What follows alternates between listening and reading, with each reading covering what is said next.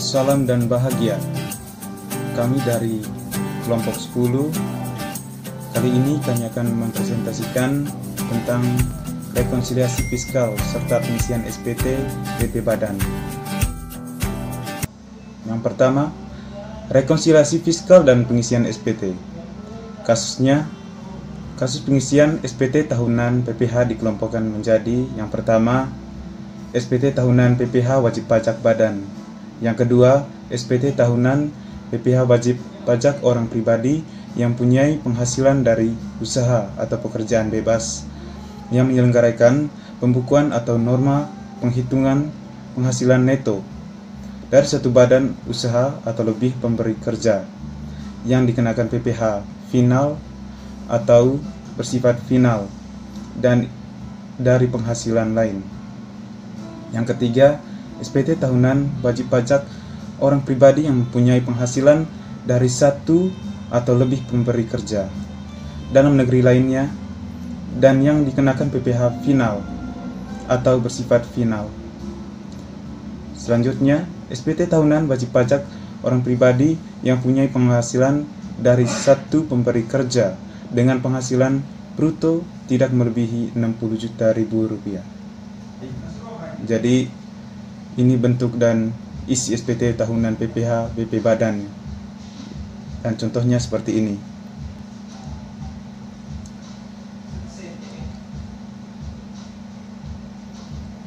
Kasus pengisian SPT tahunan PPH wajib pajak badan.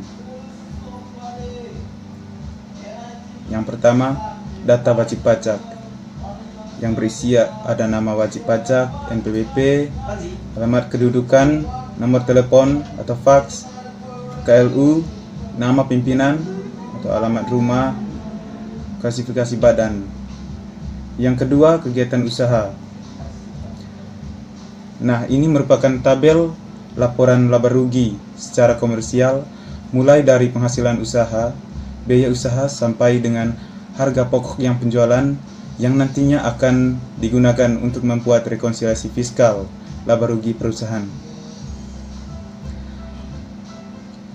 Nah, di sini ada beberapa nomor karena menyingkat waktu. Kalau mau lihat lebih lengkapnya, dilihat pada buku termasuk di slide informasi yang dipaparkan ini digunakan sebagai dasar penyesuaian perhitungan laba rugi fiskal. Ketiga, di sini ada data pemegang saham dan ini adalah contoh ya data pemegang saham dari tahun 2016. Yang keempat, lain-lainnya. PT Perdana menyampaikan SPT tahunan PPH pada batas akhir penyampaian SPT diminta. Yang pertama itu, susunlah rekonsiliasi fiskal untuk menyiapkan menyusun laporan laba rugi fiskal mengisi SPT tahunan PPH. Lalu yang kedua, setoran kurang bayar dengan mengisi SSP apabila kurang bayar. Yang ketiga, isilah SPT tahunan PPH tahun 2016.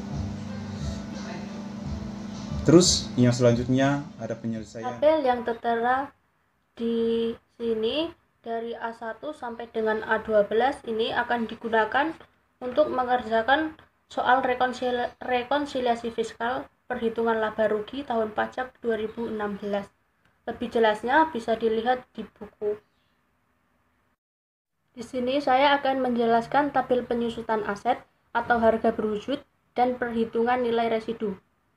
Jenis aset di sini mesin produksi, harga perolehan 500 juta rupiah, nilai residu 50 juta rupiah dari 10% harga perolehan. Itu diambil dari keterangan dari A9E. Kemudian umur ekonomis mesin produksi secara komersial 10 dan umur ekonomis fiskal 8. Penyusutan setahun secara komersial 45 juta rupiah diperoleh dari harga perolehan dikurangi dengan nilai residu dibagi dengan umur ekonomis secara komersial. Sedangkan penyusutan setahun secara fiskal 62.500.000 rupiah dari harga perolehan dibagi dengan umur ekonomis secara fiskal, sehingga diperoleh selisih penyusutan sebesar minus Rp17.500.000 diperoleh dari penyusutan setahun secara komersial dikurangi dengan penyusutan setahun secara fiskal. Selanjutnya, akumulasi penyusutan sampai dengan awal 2016 senilai Rp375 juta diperoleh dari akumulasi penyusutan mesin dari bulan Januari 2010 sampai dengan Desember 2015 diperoleh 6 tahun, sehingga dikali dengan Rp62.500.000 menghasilkan Rp375 juta. Kemudian nilai buku sampai dengan awal 2016 senilai Rp125 juta diperoleh dari harga perolehan dikurangi dengan akumulasi penyusutan sampai dengan awal 2016. Kemudian aset tetap lainnya selain mesin produksi dikenakan tarif 20% dari harga perolehan. Contohnya bisa dilihat di tabel. Dan cara penghitungannya sama dengan mesin produksi tersebut, hanya saja tarif diganti dengan tarif nilai residu diganti 20% dari harga perolehannya. Pada tabel rekonsiliasi fiskal, kita mengerjakan dengan cara memasukkan data laporan laba rugi secara komersial ke dalam tabel menurut akuntansi. Kemudian untuk mengerjakan yang tabel rekonsiliasi fiskal, kita mengacu pada informasi-informasi yang tertera pada informasi A1 sampai dengan A12.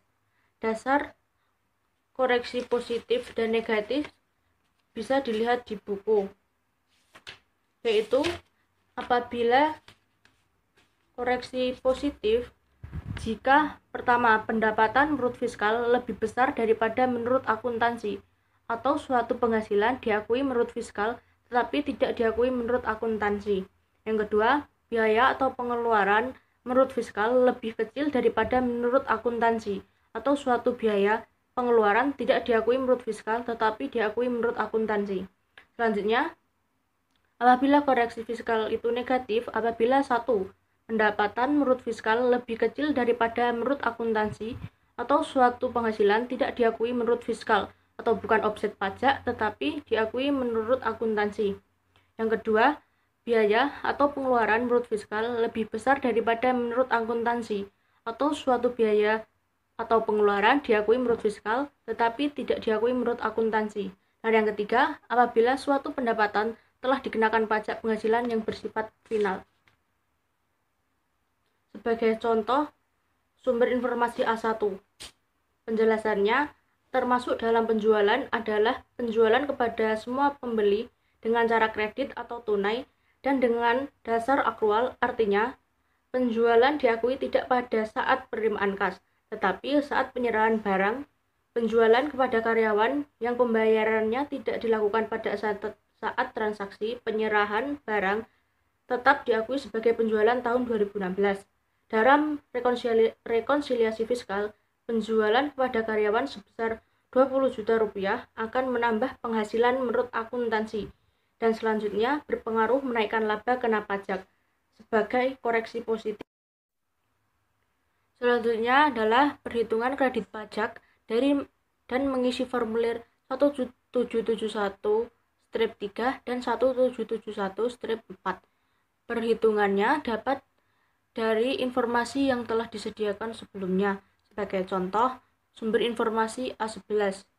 PPh pasal 23 atas sewa peralatan pabrik dari PT Putra Surya, yaitu 2% dikali Rp12 juta. 2% itu dari PPh pasal 23 atas sewa peralatan, yaitu tarifnya 2%. Kemudian form yang diisi adalah form 1771-3.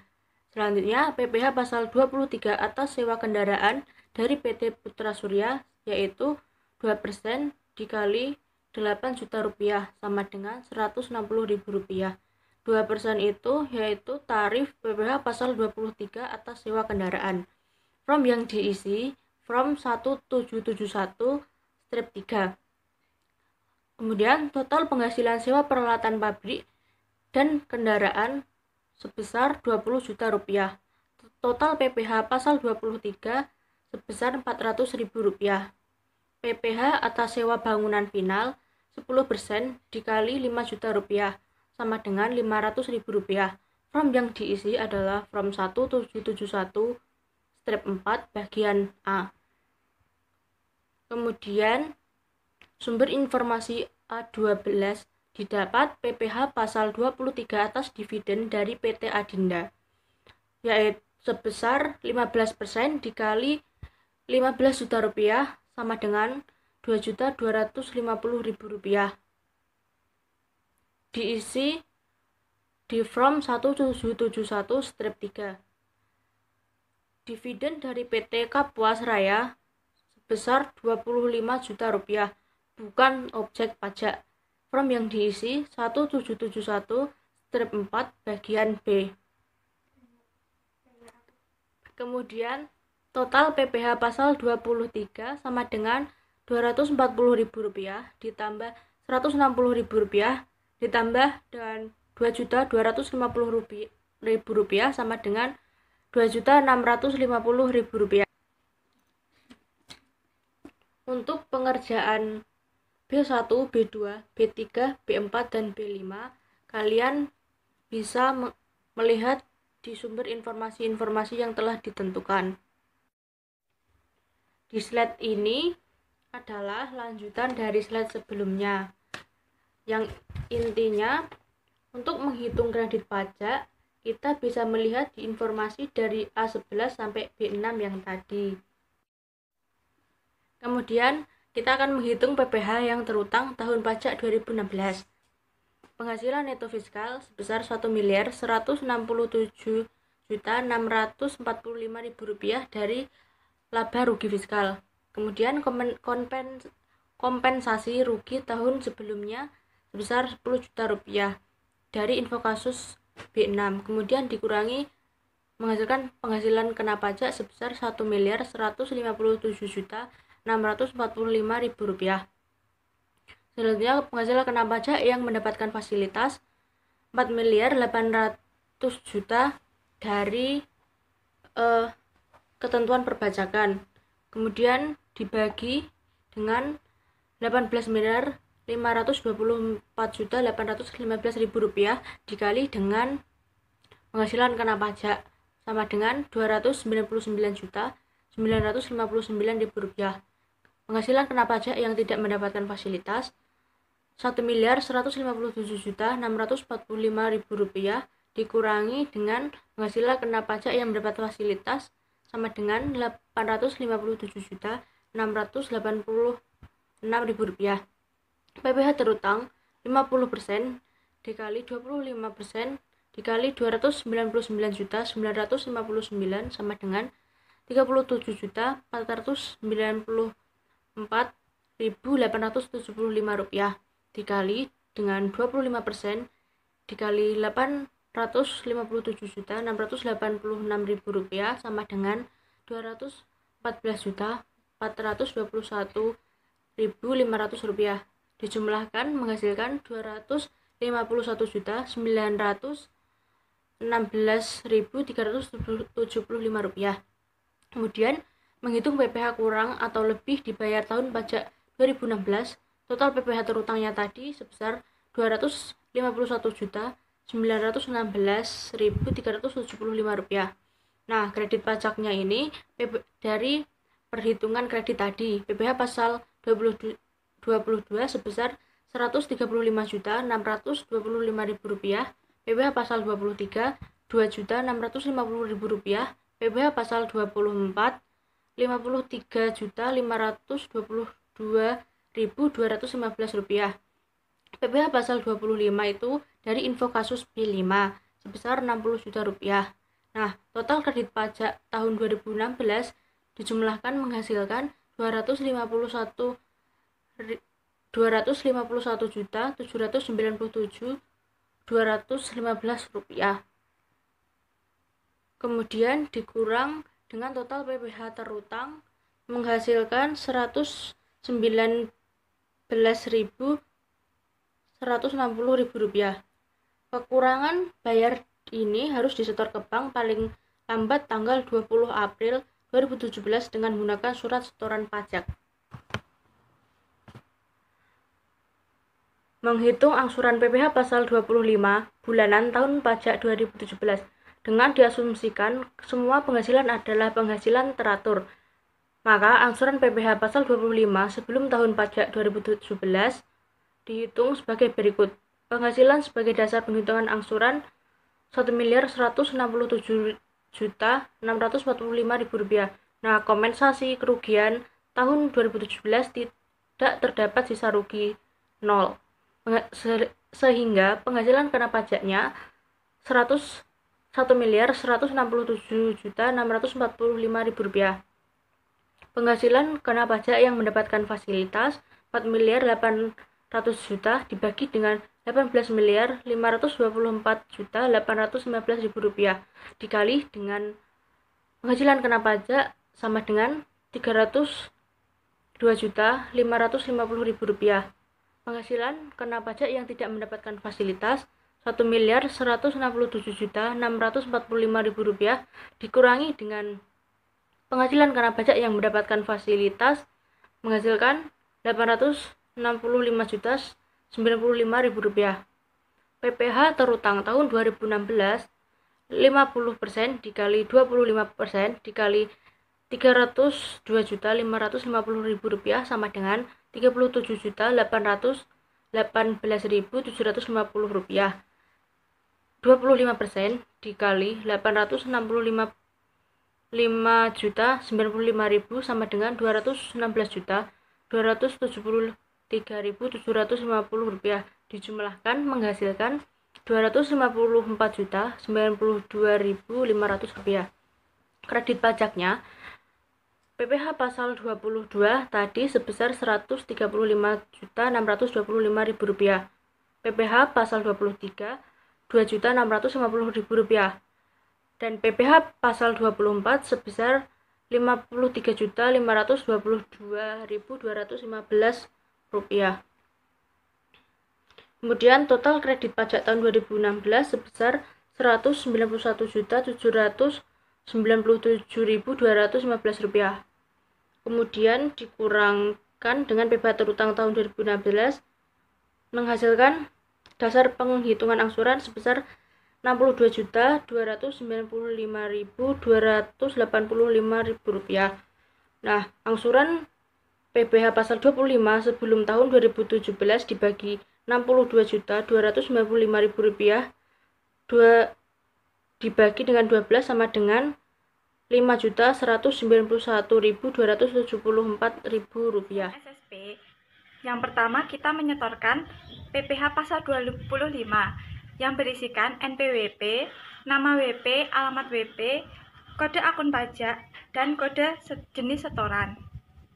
Setoran pajak yang kedua yaitu untuk membayarkan kurang bayar tahun 2016 PPh pasal 29. Dalam SPT tahunan PPh wajib badan, kita harus mengisikan nomor NPWP, nama wajib pajak, jenis usaha, nomor telepon, kemudian periode pembukuan. Kemudian yang berikutnya kita mengisikan lampiran pertama. Lampiran pertama kita mengisikan penghitungan penghasilan neto fiskal.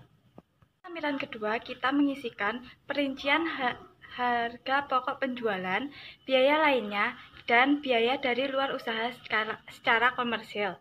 Di lampiran ketiga kita mengisikan kredit pajak dalam negeri. Lampiran keempat kita mengisikan PPh fiskal dan penghasilan yang tidak termasuk dalam objek pajak.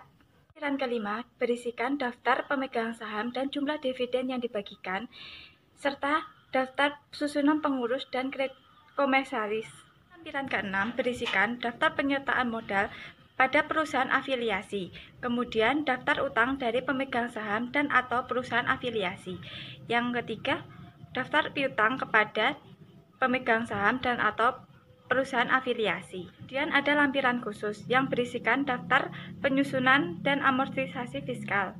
Khusus yang berikutnya berisikan kompensasi kerugian fiskal untuk tahun pajak 2016 dan tahun pajak berjalan. Lampiran khusus berikutnya berisikan pernyataan transaksi dengan pihak yang memiliki hubungan istimewa. Lampiran berikutnya berisikan pernyataan transaksi dalam hubungan istimewa. Saya akan menjelaskan materi selanjutnya. Pernyataan transaksi dalam hubungan istimewa.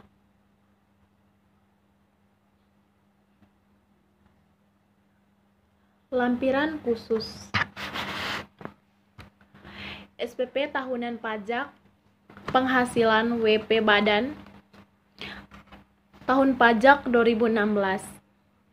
NPWP 0144555541100.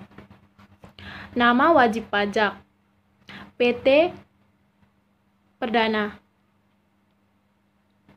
Berikut yang di sini ada kolom pertama, struktur kepemilikan yang menunjukkan keterkaitan antara semua perusahaan dalam satu kelompok perusahaan multinasional. Terus selanjutnya kolom yang kedua, struktur organisasi perusahaan wajib pajak. Kolom yang ketiga, aspek-aspek operasional kegiatan usaha wajib pajak termasuk rincian fungsi-fungsi yang diselenggarakan oleh unit-unit yang berada dalam organisasi perusahaan wajib pajak. Selanjutnya, gambaran lingkungan usaha secara rinci. Terus yang kedua, di sini ada kolom pertama, transaksi wajib pajak dengan perusahaan yang mempunyai hubungan istimewa. Terus kolom berikutnya, transaksi wajib pajak dengan perusahaan yang tidak mempengaruhi oleh hubungan istimewa atau informasi mengenai transaksi pembanding. Terus kolom yang ketiga, dalam hal wajib pajak bertindak sebagai pihak yang menjual, menyelenggarakan atau meminjamkan dalam transaksi-transaksi sebagaimana disebutkan di atas. Kami telah menyelenggarakan catatan sebagai berikut. Kebijaksanaan pemberitahuan harga dan daftar harga selama 5 tahun terakhir. Rincian biaya fabrikasi atau harga perolehan atau biaya penyiapan jasa. Terus yang ketiga, di sini ada kolom pertama, karakteristik dari produk, barang, jasa, pinjaman, keuangan, dan lain-lain yang ditransaksikan. Terus di sini kolom berikutnya, analisis fungsional yang menjadi pertimbangan dilakukannya transaksi antara wajib pajak dengan perusahaan yang mempunyai hubungan istimewa.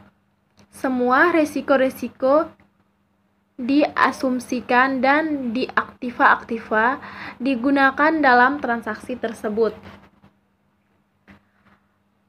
Kolom yang berikutnya, kondisi-kondisi ekonomi pada saat terjadinya transaksi.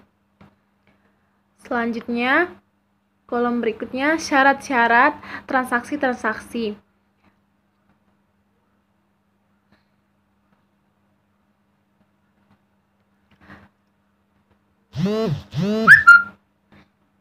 Terus kolom selanjutnya, strategi bisnis wajib pajak pada saat melakukan transaksi klasifikasi.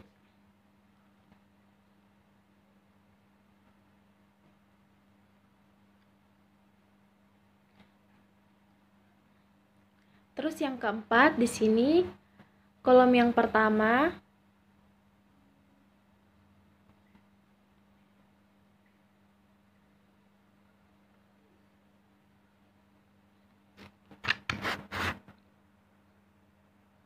metodologi penentuan harga yang menerapkan oleh wajib pajak yang menunjukkan bagaimana harga